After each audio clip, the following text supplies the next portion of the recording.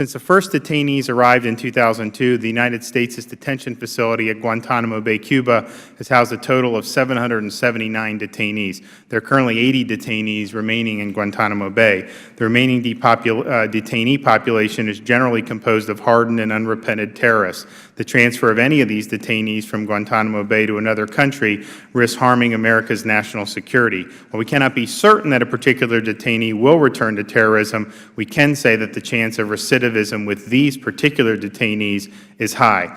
According to the most recent statistics from the Office of the Director of National Intelligence, 204 out of the 676 released detainees are either confirmed to have re-engaged or are suspected of re-engaging in terrorist activities. Many of these detainees were thought to no longer represent a threat when they were released, yet they nevertheless returned to terrorism. The Obama administration has acknowledged that Americans have been killed at the hands of detainees who had previously been released from Gitmo. When President Obama took office, he inherited a largely high-risk population of 240 detainees. One of the President's first actions in office was to issue an executive order calling for the closure of the detention facilities at Guantanamo Bay.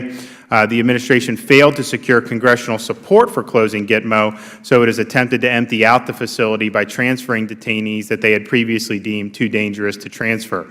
Once a detainee is earmarked for transfer, an interagency team works with potential receiving countries to negotiate security and humanitarian assurances regarding the detainee. These agreements, though, are classified. It has not been made clear whether the administration is tracking compliance with these agreements or has just allowed risks to mount. The administration has recently approved transfers of detainees to countries with no track record of receiving detainees and with limited intelligence capabilities, including Ghana and Senegal. The administration, no doubt, is ideologically committed to closing Guantanamo Bay. The President's conclusion that the detention facility should be closed is based in part on his idea that the facility is a recruiting tool for Islamic jihadists. But this represents a misunderstanding of the nature of the terrorist threats we face. Just last week in Mosul, radical Islamic terrorists lowered 25 suspected spies into acid. They were dissolved alive. These are not the type of people that will abandon their jihad against America and our allies simply because we close Guantanamo Bay. In fact, in the most recent issue of al-Qaeda's propaganda machine, the jihadi author argued that the President's plan to close Gitmo would have little effect on recruitment efforts. It has been used as a pretext at times to recruit, but it's not the underlying cause of terrorist activity.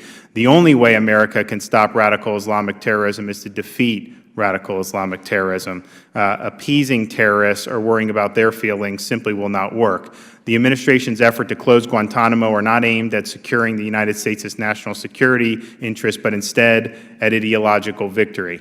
Today we'll hear from a panel of experts who are able to discuss the dangers inherent in transferring the remaining detainees. They will also be able to speak to problems with past transfers and to elaborate on why the administration continues to repeat some of the mistakes of the past. I thank each of them for joining us today, and I also would like to recognize the ranking member of the Subcommittee on National Security, the gentleman from Massachusetts, Mr. Lynch, for his opening statement. Thank you, Mr. Chairman.